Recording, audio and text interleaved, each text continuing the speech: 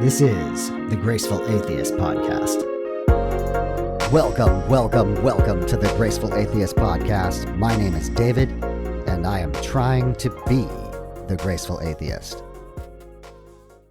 As always, please rate and review the podcast on the Apple Podcast Store, and now you can rate the podcast on Spotify. Subscribe to the podcast wherever you are listening. Today's guest is a community member in the Deconversion Anonymous Facebook group, so I want to promote the community here. That is found at facebook.com/groups/deconversion, and there will be links in the show notes. The community has been thriving in a way that I could never have hoped for. People interacting with each other, people supporting one another, people being truly vulnerable, and ultimately walking out secular grace with one another. We also have a couple of book clubs that have started, as well as an ongoing Tuesday night hangout run by Carlene, our community manager. And often the guests from the release that week will be in that Tuesday night meeting, and you can interact with them. You can ask them more questions. So I really encourage you to jump in and be a part of this community.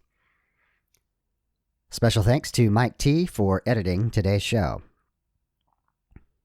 One more thing I'd like to mention here is that in the latter part of 2021, we were really experimenting with different formats. We did a movie review, we did the holiday special, I did an Ask Me Anything, and I enjoyed those, and I hope you did too, but I think that many of you are really here for the deconversion story. So I just want to make clear that the beginning of 2022, we're going to return to that, and today's episode is no exception. My guest today is Carlene. You heard from Carlene in the holiday episode last December, but we only got to hear a tiny bit of her story there. So today we get to hear her story in depth. Carlene grew up in the Independent Church of Christ churches, these a loose conglomeration of churches that was very theologically conservative. And Carlene tells the story of being very hesitant to be baptized while there was a tremendous amount of social pressure to do so, and thus begins the doubts for her. Later on, her husband is sent to Afghanistan. During that time, she did lean into her faith very deeply, as she was deeply worried for him. But when they got back, they didn't really connect back into a church. One of the final straws for Carlene was her gay friends and recognizing how much she loved them and what good human beings they were. And that just did not fit into what she had been taught. Carlene is one of the people running a book club. She's going through Carl Sagan's book, Cosmos. There have been a couple of sessions already. At the end of this episode, she mentions a January 2nd meeting. Obviously, that has gone by. The next meeting is on January 30th, which I believe is a Sunday, at 12 p.m. Pacific, 3 p.m. Eastern, and they are going through the chapters 7 through 9. But as Carlene points out, you don't have to have read up to that point. You can just join and be a part of that discussion. Here is Carlene to tell her story.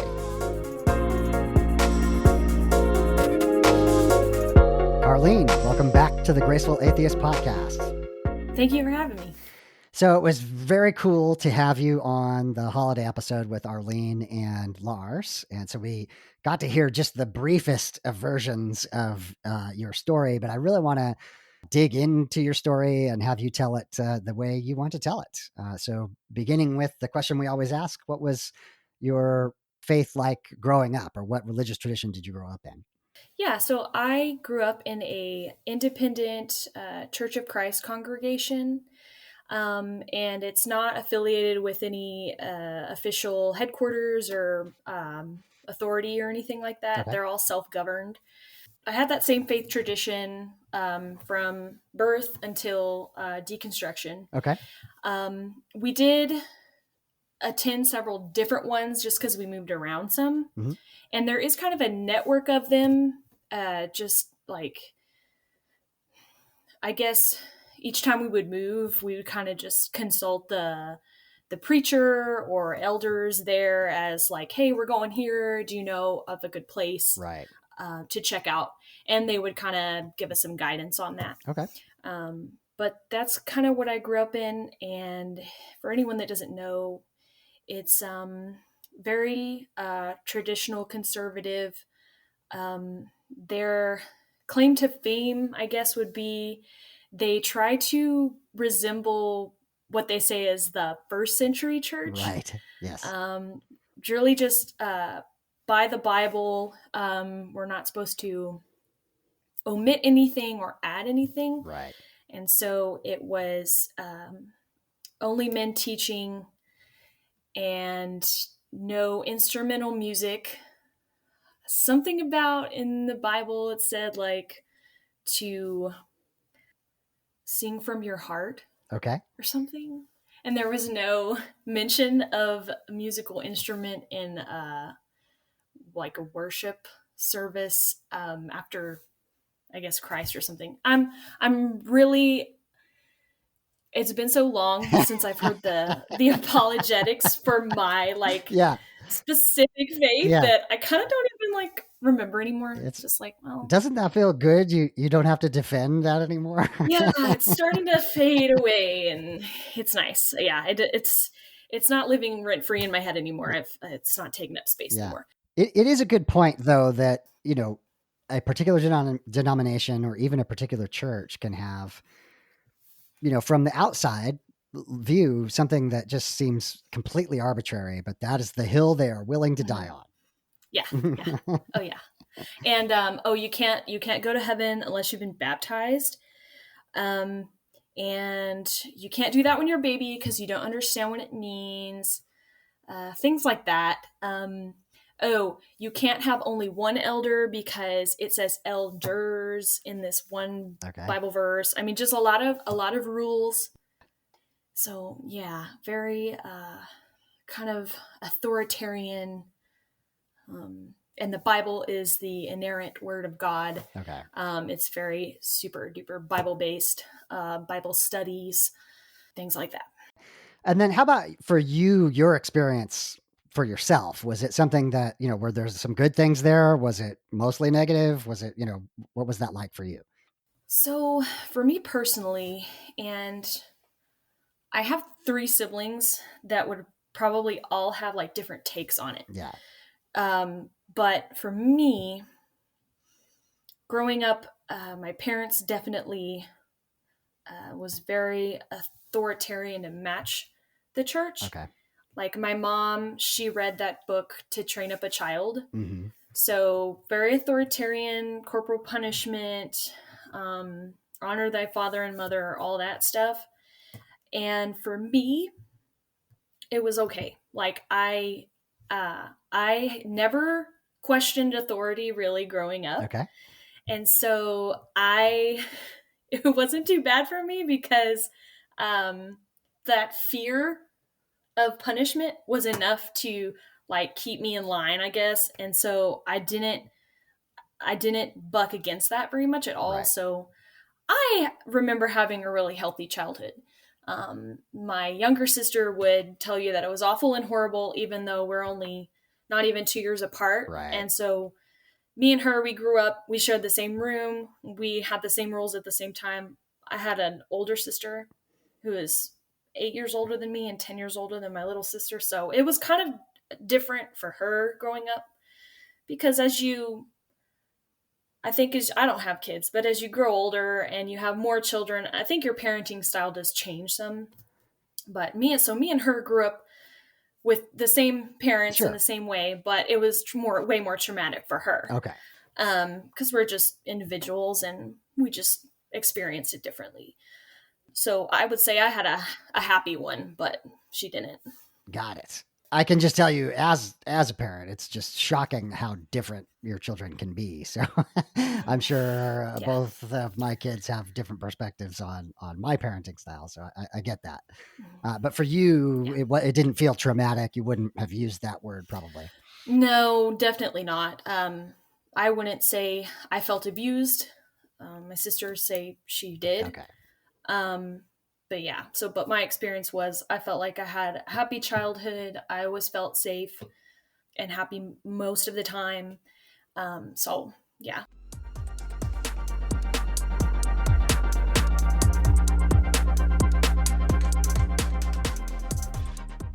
And then about the age of reason, like, 12, 13-ish, was this still something that you owned for yourself, or were you just going through the motions because your parents told you to, or what was that like?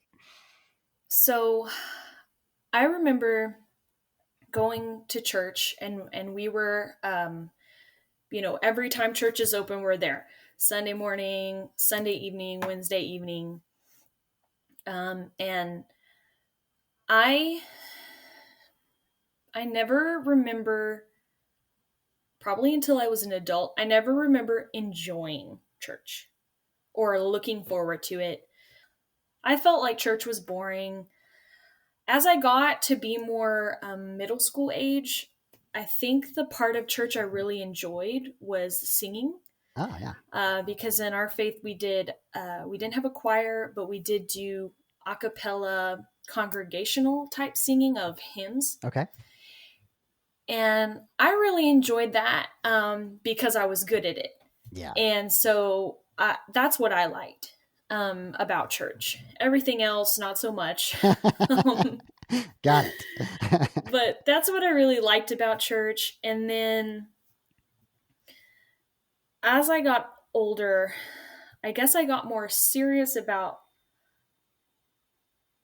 church. Was I got a boyfriend, and then there was all this purity culture pressure. Yeah. And then I guess, even though I didn't really enjoy church, I just agreed with everything that was going on because, again, I just didn't question authority. I was told, this is the Bible, this is real, this is true. And so I also had a big sense of superiority. Okay. Right? Yeah. Because we were told that, this is the true way and everything, Yeah. and the correct way. But I felt like we were kind of rare because every town we were in, it seemed like there may be one or two congregations like us, and everything else was either Baptist or just kind of straight denominational type things. Sure. And so I felt like we just knew this secret or something. Yeah. And those liberal Baptists. It's so bizarre looking back on it. But yeah, those were my general feelings toward it. Yeah. But yeah, it did start to change some whenever I was going through that. But I do remember this big pressure in my faith tradition to become baptized. Okay. And I never wanted to do that. I don't know. I just had this feeling like I didn't like the very public way that it was done in. Like, you have to go up to the front of the church and say that you want to do this thing. It just seemed embarrassing to me. I never wanted to do it. And I was the very last of my siblings to do it. Okay. But there was a lot of pressure to do that from my parents. They asked about it all the time. So I thought about it a lot. It took up a lot of my just emotional energy of, I know I'm supposed to do this thing, but I just also don't want to. And so it's kind of, it was weird because really, for my sister, my older sister, she didn't believe any of it. Okay. But it was just kind of like let's do this thing to get my parents off my back. So it meant nothing to her. Right. But to me, it was like, I know this should mean something, but I'm not really feeling like I need to do this. Right. I don't feel like I'm like a bad person, or because they would just talk about, oh, you'll feel so much better when you do it because you'll just feel closer to God and you'll feel so clean. Mm. And I just never had that feeling that I was bad. Like, I didn't feel like I had anything to fix. Right. Yes. So it was just really confusing to me. So that was kind of a big part of it that I remember thinking about just constantly. But yeah, so I started to get a little more serious as a teenager. Okay. Can I interject with a quick question? I don't know if you Yeah. think of yourself as an introvert, but I find like a lot of not introverted, but introspective people trying to grow up in the church environment. That's particularly difficult because you're thrust out into the public in some way. Yeah. You're taught basically to doubt your own mind, which is, Mhm. where you live most of the time. And I don't know if that was your experience or not. And yeah, I've heard people talk about that on the podcast. I guess I would say I'm kind of like, I don't know, I guess I'm that weird middle ambivert Sure. Okay. type they talk Yeah. about. No, I wasn't necessarily afraid of attention. Maybe more so it was about going up and what I was going to have to say. Like, I'm a sinner. Ah, okay. The And just content. maybe Yeah. it was, Yeah. yeah, maybe it was more that because I was, as my dad would call it, I was a ham. Okay. And I was into like theater arts and like performing Got it. Okay. actually as a kid. Yeah. I don't do that stuff anymore, but I didn't mind the spotlight in that way. Okay. But I think it was the context, like it just felt weird, like it felt uncomfortable. Yeah. And I don't mean to keep prying here, but like in the sense of it would be inauthentic to say that? You may not as a child have understood that, but like looking back, is that what you think? Yeah, I think so. Yeah, Okay. for sure. If and I there was all these warnings about like, okay, so in our tradition, we did the Lord's Supper thing every Sunday. So, but you only did that if you were saved, Hmm. and you're only saved if you've been baptized and, Got it. Yeah. accepted Jesus as your savior and stuff. And so this ritual happened every week.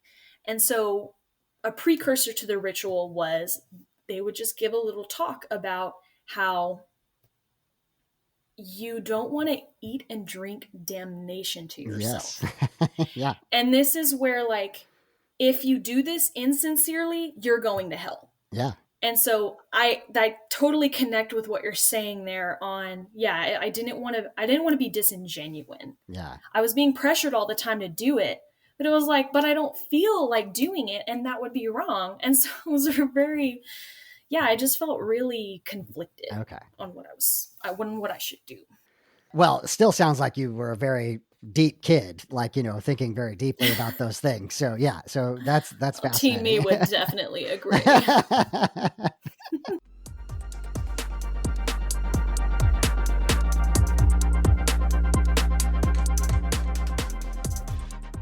Well, then let's move on to that then. So you say that as you became a little bit of an older teenager, you started to get a tad more serious. What prompted that, and what was that like? Yeah, so me and my husband met when we were so young. Oh my gosh. We met in school, and I think I was about to turn 15 at the time, and he was 16. And um, we fell in love like right away. Hmm. And for me, I was not supposed to have a boyfriend. Okay. So, one of the ways I knew we could spend time together outside of school was if I invited him to church, Yeah. because we were always encouraged to do that, to, hey, invite your friends to church. We wanted to be disciples and everything, and convert people. So, that was like, cool, you have a friend that's going to come to church. And he was obsessed with me. So he was like, yeah, I'll go to church, whatever. Yeah. He grew up Catholic. Uh-huh. Yeah, he just didn't really, as he would say, my family was Catholic. He just never identified with that, never liked that religion. Hmm. So it was nothing for him to convert to my religion. Okay. He was just on board. And we've been married 10 years this month. Oh, congratulations. Thank you. And so I have a boyfriend, and I'm very young. And so there's definitely all those talks there. And there was other kids. We were a really small church, but there was other kids my age, close to my age, at the same time. And so a lot of Sunday school was starting to be focused on your purity and abstinence and all this. It was also taught in my public school system. Oh, wow. Abstinence only sexual education was what I was being also taught in school. Wow. It wasn't faith-based, and that's how they could get away with it. So I was getting it just from everywhere. Yeah. And being raised with this sense of superiority, a authoritarian, environment. Everything was very black and white, good and bad. And so I wanted to follow the rules. Yeah.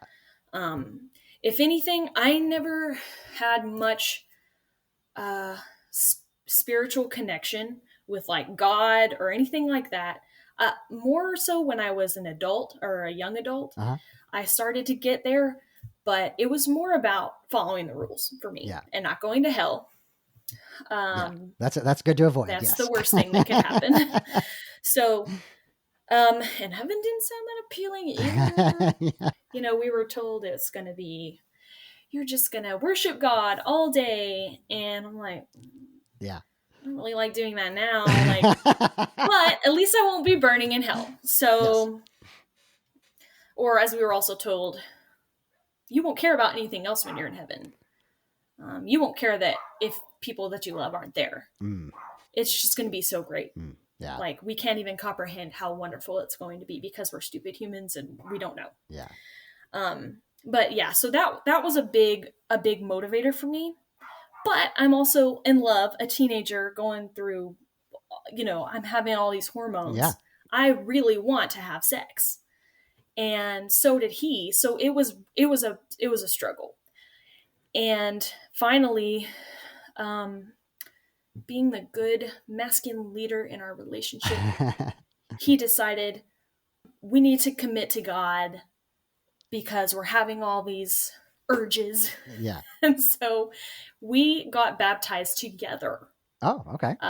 My dad baptized us. All right. And it was kind of and yeah, I didn't feel those feelings everybody told me I was going to feel. I didn't feel clean because I still was very much lusting after my boyfriend, who I thought was so just the most amazing person in the world. And I felt no different, even though everybody told me I would. And when they asked, I was like, yeah, it's great. Because I didn't want to be this, I'm not going to say I feel nothing. I feel no different. Yeah. That would be strange. And I didn't want to be different. I wanted to be how I was supposed to be, how people told me I was supposed to be. So yeah, it was hard. The point where I got to where my faith became an enormous part of my identity was my boyfriend at the time. He joined the Army. Okay. And right after training was over, he went to Afghanistan. Oof. So I'm a senior in high school, and the person I love most in the world is in a war zone. Yeah. And the anxiety over that was, I think if I didn't have my faith at that time, it probably would have been crippling. That was really how I just held it all together, is I would just pray all the time. And it was a big security blanket for me. And that's when I really began to have real faith. Okay. Because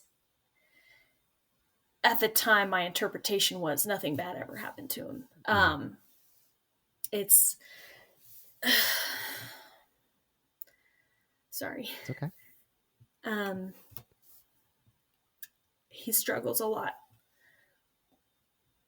even still, with his mental health. And there are physical, he was never shot or anything like that, but there's a lot of physical damage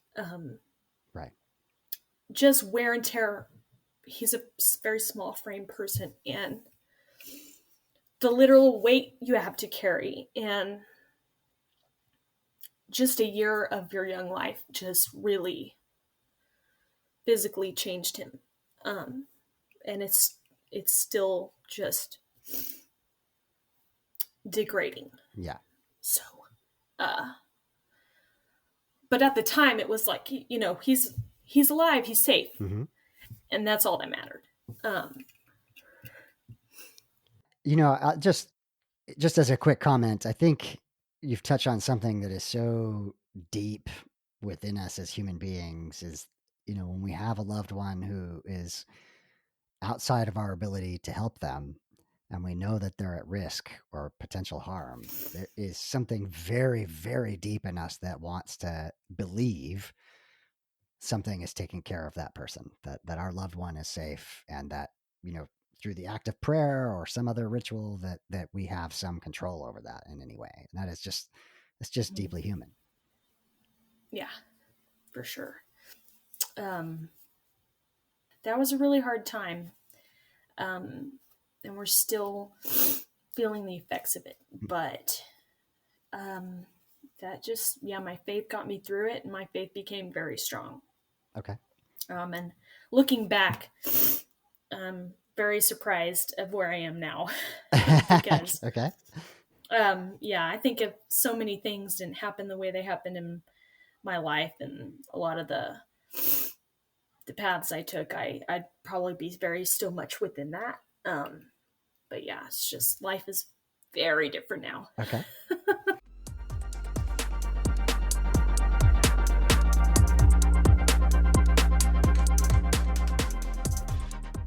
How long was your husband overseas? For a year. Okay.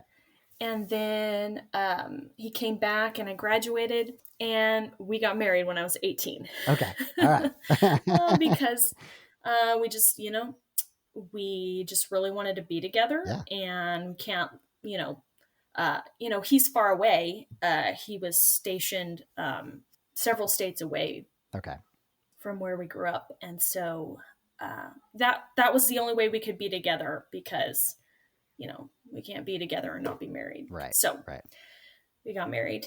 And so, I moved out and to be with him. And I had very strong faith, but I didn't go find a new church when I moved. We didn't. Right. So we didn't go to church anymore for about a year. Okay. And I would read the Bible a lot, still just praying all the time. And then we moved back home after a year. He got out of the Army, active duty. He remained in the Guard for a long time, but okay. So we moved back home, and we initially had plans of, kind of moving off on our own again, somewhere else, a few hours away from home. But the church was a big factor in us deciding we were going to stay, because we had missed that. It was just a lot of support. Yeah. And we just really, when we got back, we were like, wow, I missed having this. Like, it feels so great to, these people love us so much. And that's a big reason why we stayed. And we're still here. Okay. In the same place. Yeah. All right. So it all worked out. But yeah, that was a big factor. So the community in particular, and that's just the support structure of having people around who care about you was significant. Yeah, for sure. Oh yeah.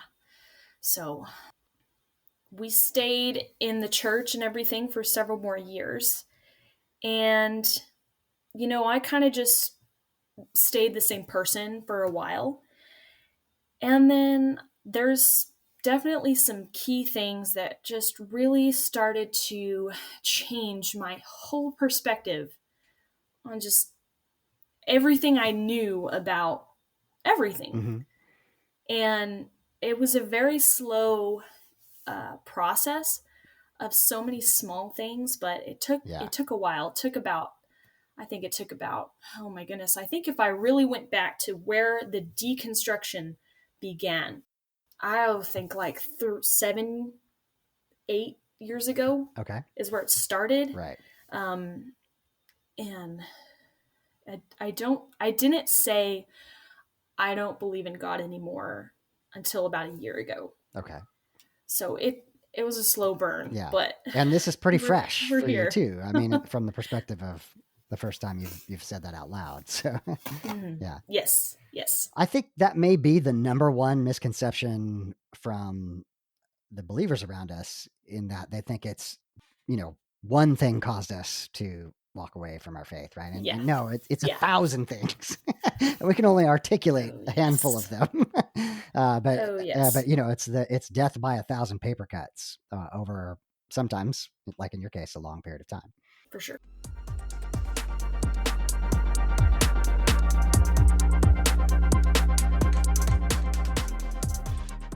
What were some of those paper cuts, though? Were there any of them along the way that you would identify? Oh yeah. So I would say the first thing where I just really started to question just reality for me was um, I had two friends that I became very close to in high school, and just I was one of those kids where I didn't make fast friends. Mm-hmm. Friendship meant a lot to me, and I'm not a lots of casual friends kind of person. I'm still not. That was very important friendships to me. Yeah. Was with these two girls, and my mom saw it first, and she asked me when we were still in high school if they were a couple. Uh-huh. And you know, I think at this time it was probably like 2010, Okay. maybe. And so, we didn't have as much representation in like media at the time for the gay community. And I was always taught that, you know, homosexuals are going to hell. Mm. And that was pretty much it. That's all I knew about it, was this is bad. Right. And so, yeah, my mom had asked me that when we were still in high school, and I was like, I I didn't even think about it. I was just like, oh no, of course not. Like, they're just best friends. Yeah. Very, And just very, very moved close on. friends. Yes. Just like, oh my gosh, my naivety was just, Yeah. wow. But yeah, even mom could see. And so they didn't tell me for years that they were a couple. Mm-hmm. And when they did, they had come over to my house. I think I'd been married a few years then, maybe it's probably my third year of marriage, Okay. maybe the fourth year. So I think I was still in college at the time, and another friend of ours was there, and all three of my friends were they didn't live in the same town as me anymore. They had all gone off to college, so they were home, I think, on like a break. Mm-hmm. And they all came over, and we were just hanging out, and they were like, yeah, we just need to tell you guys something. And you know what, now that I think about it, I'd already started my career, so this wasn't even that long ago. But they told us that they had been a couple this whole time. Okay. And immediately my reaction was, oh wow, like I had no idea. And it was just like, and they had told us that we haven't, you're our first friends we're telling. Oh wow. That nobody else, I think, except one of their college roommates, Uh-huh. she knew. Okay. Other than that, okay, so you're the first people from our hometown we were telling. Yeah. Wow. And so I immediately knew how special it was that they were telling us first. Right. And I didn't know anything about people coming out at all. I had never been seen anything or been taught anything, and I just immediately knew they they're really trusting me right Yeah. now. And because of that, my immediate reaction was, "Oh my gosh, I love you so much. This changes nothing about our friendship." Yeah. And my friend, she kind of knew about the faith tradition I grew up in, and she asked me, "Do you think I'll go to hell because Oof. of Okay. this?" Okay. And I was just like, I just kind of stopped and I thought a little bit, and I thought, like, who am I to say that? Like, I don't know. Like, Mhm. I'm not God. Like, I don't know. Yeah. And, like, I don't need to know to love you or, be your friend. And so, um, it was a very good interaction. And then they left, and then I told my husband, and I was like, I don't know what to think. Like, I was immediately struck with this, just what is happening? Yeah. And I immediately started to just question how this could be that this these wonderful people that I knew, they're such good people. Like, there's this thing is supposed to make them bad, but I know they're not. So it just really made me question, what do I believe about this? Right. And I kind of concluded, well, I'd say I concluded, that's not correct. I didn't really come to any conclusion. Okay. I just kind of disassociated the two things. Yeah. Um, and yeah, I just kind of separated the two for a really long time. But that was the beginning. I think that is very, very common. That was the beginning for sure. Yeah. What's interesting about that is like, it was your natural empathetic instincts to just embrace your friends and love them. And then it was kind of later that you were forced to kind of grapple with, well, wait a minute, these two things don't quite work together.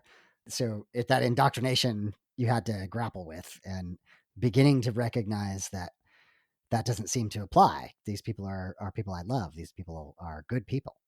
Yeah, it was really contradictory and really confusing, but it definitely started to maybe just subconsciously think, maybe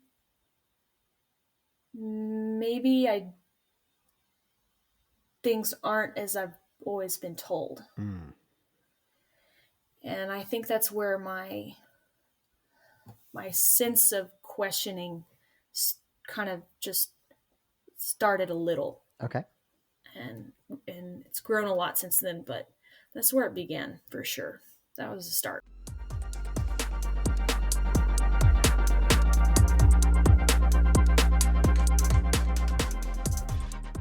Was there a point at which you kind of acknowledged those questions and began to go look for answers that might be outside the faith tradition? So I would say the next thing that happened that started the questions Mm-hmm. was I I took some biology courses in college. Oh, that's always a bad idea. Um, yeah, and if they touched on evolution much in public school when I was younger, I really don't remember much.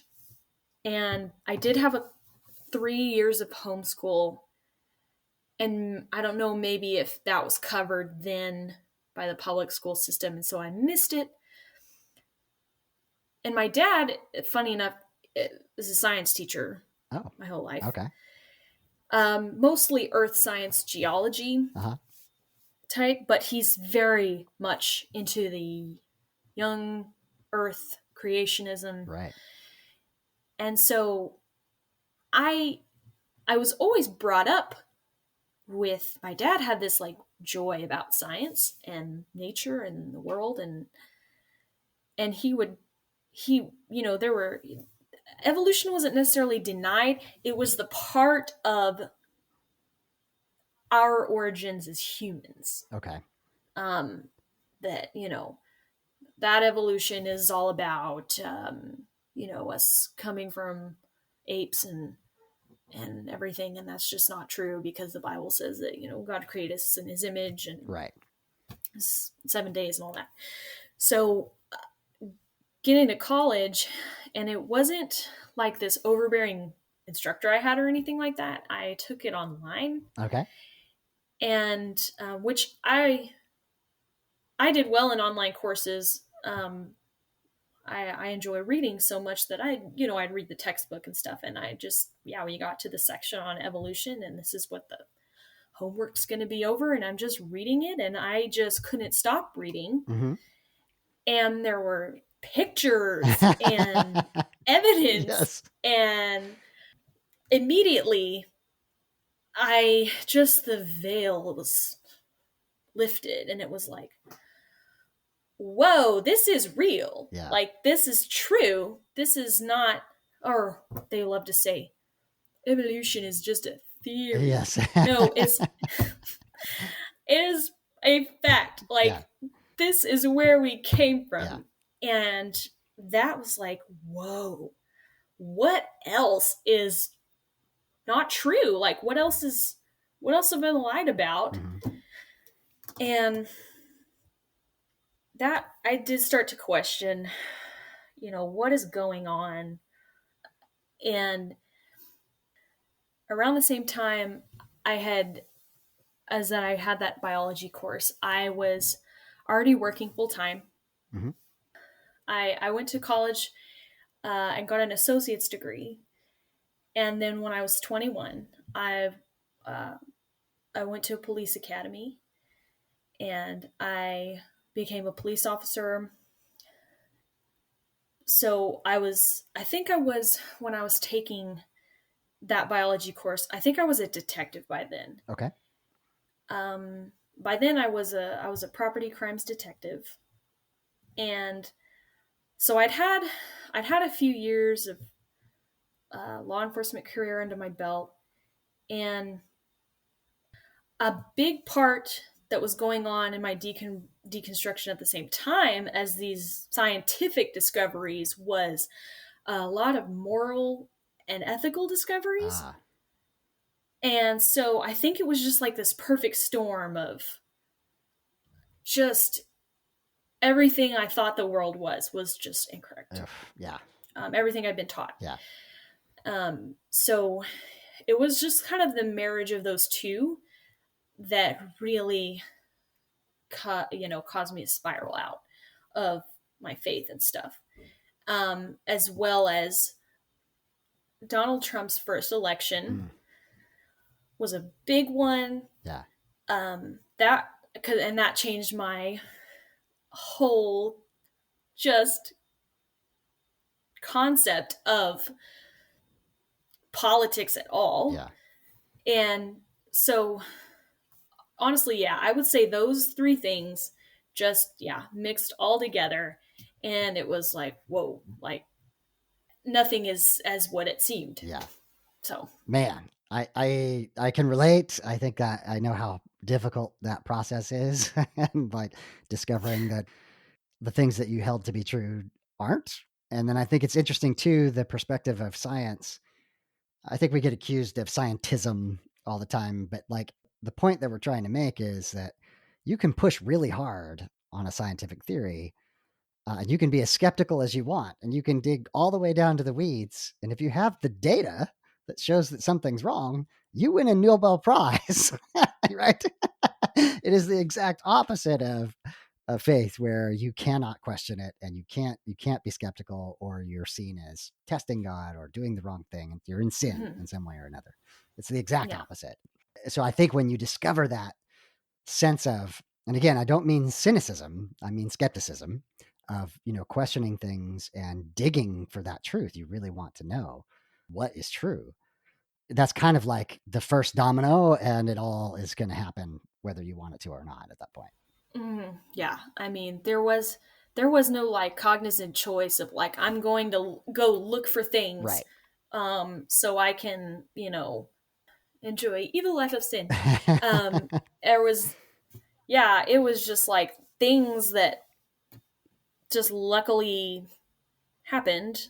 And if my parents taught me anything that was probably bad to make me deconstruct, it was I am a smart person who can learn anything. Right.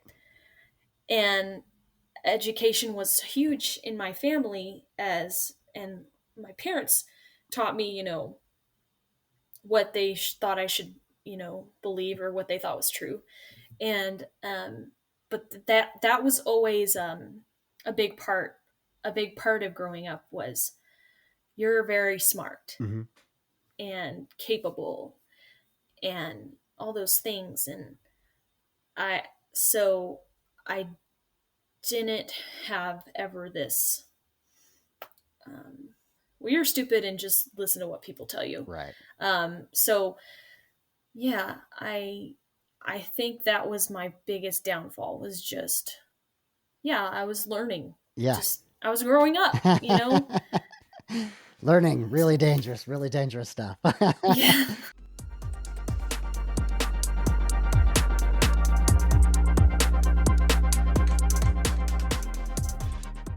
So I'm curious, and you can say no to this. What was it like for your husband, and what was that communication like?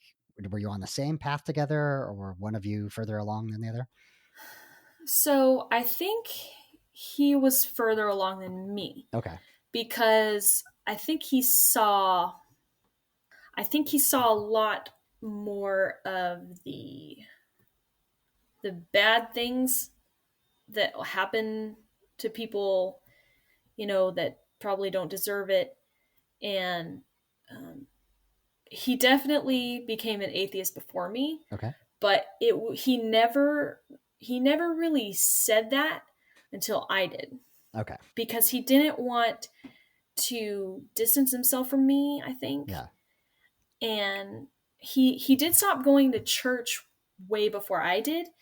And so I think it was more of a, like, he's just not really into this anymore. And I wanted him to be, but it wasn't like a deal breaker or anything like that. It wasn't like something I was just like, you know, you gotta be in this faith with me, or our marriage is over, or anything like that. So it kind of just, yeah, it just happened really gradually, and then we arrived at the same place.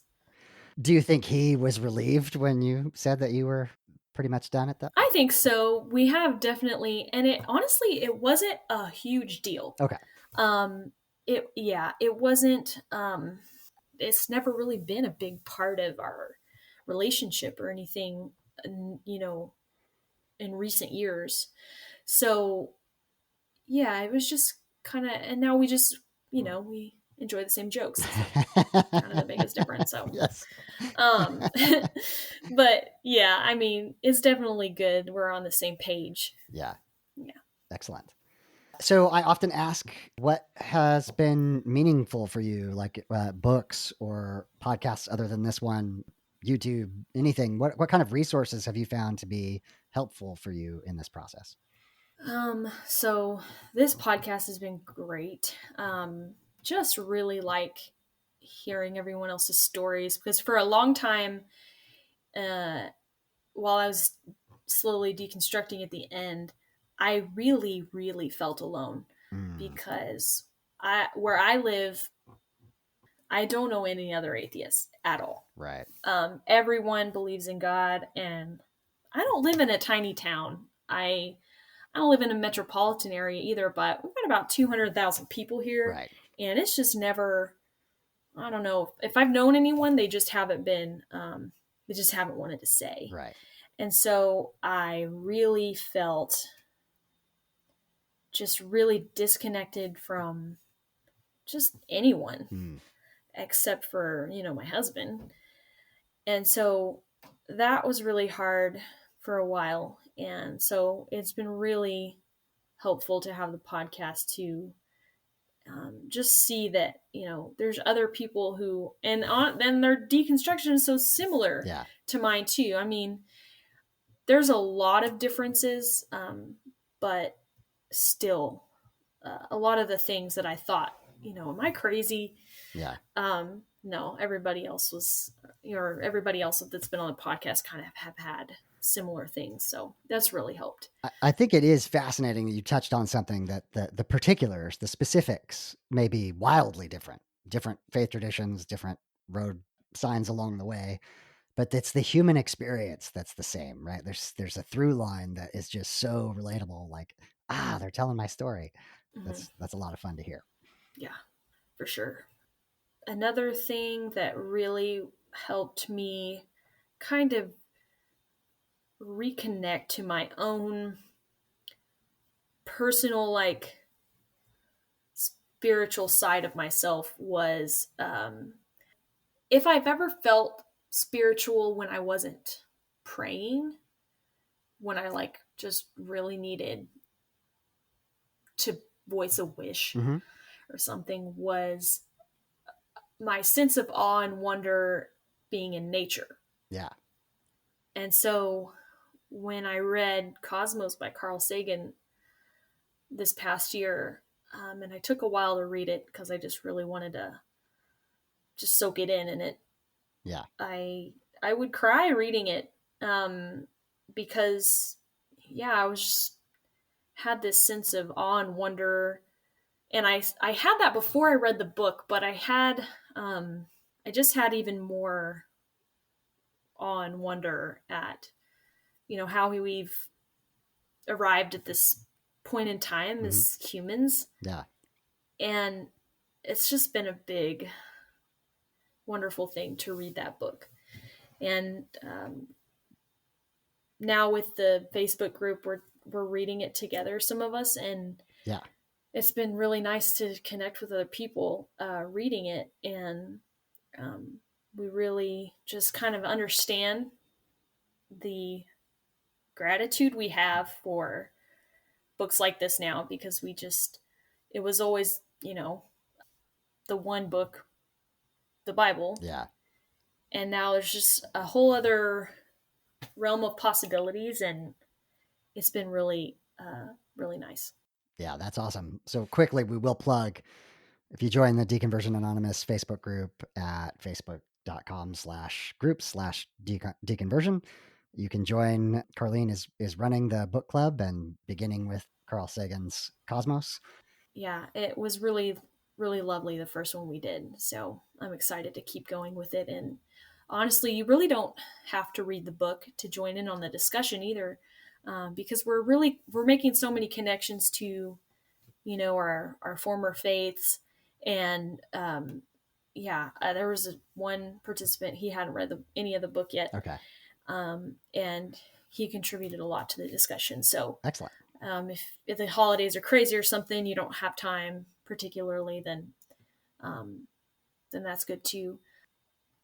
I also watched the TV show Cosmos, but they updated it in 2014. Yes. And with Neil deGrasse Tyson. Yeah. And so that's on. I watched that on Disney Plus, and just really added a visual aspect to it that just blew my mind. But that's a really beautiful, educational, but also just wonderful for the spirit, to watch that. If anyone is looking for just to learn something new that they hadn't really had the open mind to yet, I definitely encourage watching that. Or for people with their kids, it'd be good for kids too. Yeah.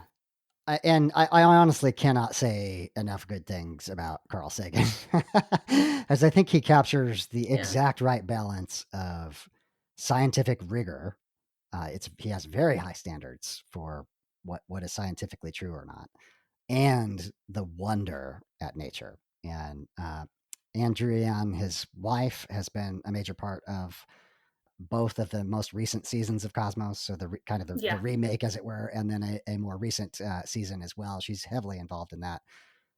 She seems like an amazing person as well, so I definitely +1 that recommendation. So, Carlene, thank you so much for being on the podcast and sharing your story. I think there's going to be people listening to your story going, "Wow, you're telling my story." So, thank you for sharing with us. Yeah, thank you so much for having me.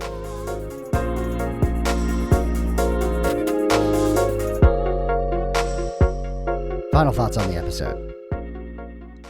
I really appreciated Carlene's focus on authenticity. Her hesitancy to be baptized was because it didn't feel right. It didn't feel like something she would do, going up and saying those particular words. I'm continually amazed at how young people are as they begin to recognize the flaws in their faith tradition system. I don't think Carlene's story is unique as far as being very young and getting married because of the pressure of purity culture. In her case, her husband had gone off to Afghanistan, and the pressure to just need to be with one another must have been tremendous, and the only way they felt they could do that is to get married. I also deeply understand that during the time that her husband was in Afghanistan, to lean into her faith, to have that sense of some tiny amount of control, to be able to pray, to say, keep my husband saved. The number of people who describe, even if they are not LGBTQ themselves, one of the final straws being that they recognize the lack of love for all of humanity, of everyone, of people who are LGBTQ, and recognizing that they need to be able to love people. In this case, Carlene had good friends, and recognizing how much she loved them and their humanity, and that just not fitting in with what she had been taught about that being sin. I actually really love these kinds of stories because it is about secular grace. It is about love overcoming. The LGBTQ statement of love wins. Love wins. And love did win in this case as well. A reminder that Carlene is running one of the book clubs. She is going over Carl Sagan's book, Cosmos. And although she mentioned January 2nd, which has obviously gone past, the next meeting will be on January 30th, Sunday, at 12 p.m. Pacific, 3 p.m. Eastern. And as Carlene has mentioned, you don't have to have read the entire book to come. You can come and just participate in the conversation. I want to thank Carlene for being on the show. I want to thank Carlene for being a part of the community, an active part of the community, and for telling her story with such honesty and authenticity and vulnerability. Thank you, Carlene. The Secular Grace Thought of the Week is about participation. I've been talking about this quite a bit as we talk about community, and I want to use Carlene as an example. Carlene joined the Deconversion Anonymous Facebook group and jumped right in. She immediately started the book club on Carl Sagan's book, Cosmos. And that is really what I am encouraging you, the listener, to do as well. When we were a part of our faith tradition, when we had a weekly gathering, when we had a sense of being a part of the whole and providing our talents, I'm trying to avoid using the word gifts here to over-spiritualize it, but basically the things that we enjoy, our hobbies, our skill sets, the things that we want to contribute to a community. We had that opportunity in our faith tradition, and I really want that to be something that is available to us in the secular community.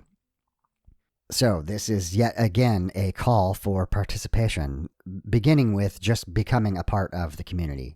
Facebook.com/groups/deconversion is the private Facebook group. The group is called Deconversion Anonymous, so it's clear that your anonymity is important to me and to the community, and so you're not going to be outed by anybody in the community. But is there something that you could contribute? Is there something that you enjoy doing? Facebook has this concept of rooms. We can do spur of the moment hangouts with people Whoever happens to be online, you can schedule a weekly get-together. We have multiple options for connecting with each other. Beyond that, as I've talked about with the podcast in general, how do you want to participate with this wider concept? We have Mike T, who's doing editing, Carlene, who's doing the community management, and many others who have participated in one way or another. If you have any skill set related to PR, writing, if you want to come on the podcast with me and discuss a particular subject that you have expertise in, music, even to singing. A little over a year ago, we had Richard from London City Voices, and his whole process during the COVID-19 lockdowns was to get people to participate in singing together over a digital medium, over Zoom, over what have you. If you want to do something like that, that would be great. The point I'm trying to make is you have talents and skill sets and things that you want to exercise, and we want to be the community where you can do that. So please reach out to us, join the Facebook group, email me, gracefulatheist@gmail.com. As I mentioned at the top, we did a number of experiments in the latter part of 2021 as far as show formats, and I think we will return to those to some degree, but scattered throughout the year. I want to make clear that we have a lineup of really good deconversion stories for the next foreseeable number of weeks. We have a couple of community members, Judah and Matt Oxley. We have the Instagram famous Heretical Theology coming up, and several others. So if deconversion stories is your thing, we're going to have plenty of that. And I encourage you, if you have not told your story on the podcast, please reach out to me and let's get you on. Until then, my name is David, and I am trying to be the Graceful Atheist. Join me and be graceful human beings. Time for the footnotes. The beat is called Waves from Mackay Beats. Links will be in the show notes. If you'd like to support the podcast, you can promote it on your social media. You can subscribe to it in your favorite podcast application, and you can rate and review it on podchaser.com. You can also support the podcast by clicking on the affiliate links for books on gracefulatheist.com. If you have podcast production experience and you would like to participate with the podcast, please get in touch with me. Have you gone through a faith transition and do you need to tell your story? Reach out. If you are a creator or work in the deconstruction, deconversion, or secular humanism spaces and would like to be on the podcast, just ask. If you'd like to financially support the podcast, there's links in the show notes. To find me, you can Google Graceful Atheist, you can Google Deconversion, you can Google Secular Grace, you can send me an email, gracefulatheist@gmail.com, or you can check out the website, gracefulatheist.com. My name is David, and I am trying to be the Graceful Atheist. Join me and be graceful human beings.